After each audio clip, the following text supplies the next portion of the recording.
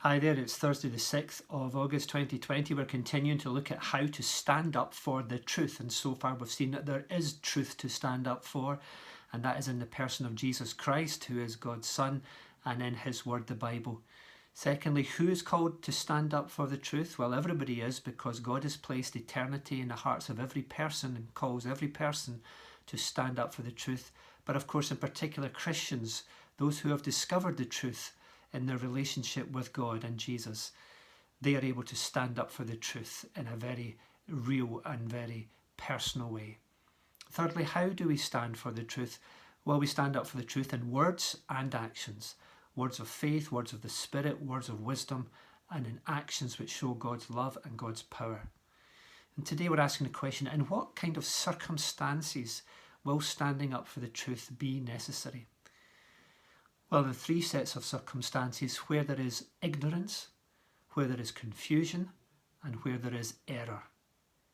And we live in a world where there is ignorance, where there is confusion, and where there is error. And so as Christians, we are definitely called to stand up for the truth in our world today. Where there is ignorance, first of all, there are some people who have never heard the truth. Romans chapter 10 verse 14 says, "How can people call on the one they have not believed in? And how can they believe in the one of whom they've not heard? And how can they hear unless someone preaches to them?" So unless we as Christians tell people the truth and show people the truth with our lives, people will not hear and will not have the opportunity to believe the truth. We had a kids' club last year, and it was amazing how many of the children had never even heard of Jesus, had no idea who he was or what he was about. So we live in a world that is very ignorant of the truth of God, of his word, of Jesus, of why Jesus came to die on a cross for our sins to give us new life. There is a spiritual vacuum in our society today. And so as Christians, we need to stand up for the truth and declare the truth to those who are ignorant, to those who have never heard. Secondly, there is confusion, and we need to stand up for the truth where there is confusion.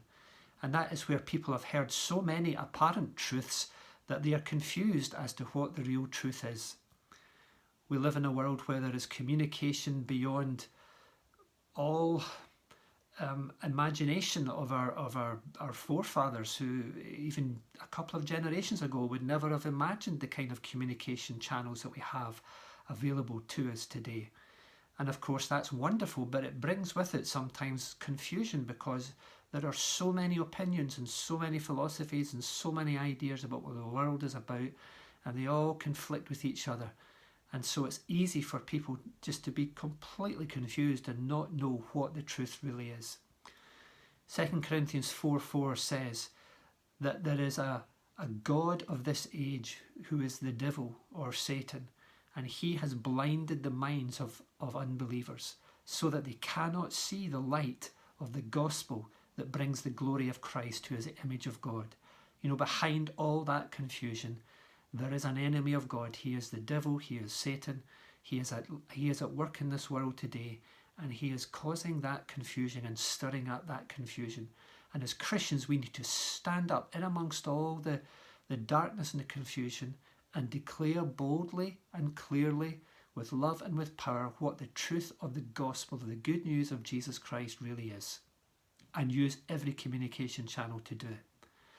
And thirdly, there is error. And where there is error, there needs to be people standing up for the truth. In Stephen's time in the book of Acts, chapter 6 and 7, who was a man who stood up for the truth, he spoke out the truth in a circumstance of error. He spoke to the Jewish people, who were people who have heard the truth but rejected it. Those in error are those who have heard the truth but rejected. And there are many people in the world today who have heard the truth of the gospel and yet have rejected it. And the Jewish people, sadly, were those who had heard the truth about Jesus, had Jesus live amongst them, and rejected not just the truth, but rejected Jesus himself, who of course is the truth, and murdered him and crucified him. Do you know that 85% of our world today is in error? perhaps people who are ignorant of the truth, perhaps people who are confused, and perhaps people who have heard the truth but have rejected it. Around 15% of the world today are Christians and 85% are not. That means that 85% of people are believing all kinds of things that are not true. And as Christians, what a job we have, what a great responsibility we have to stand up for the truth to those who are ignorant, to those who are in confusion, and to those who are in error. And only as we stand up we will see things change, because we are the voice of God in this world today. We are the light of the world. God bless you. Speak to you again tomorrow.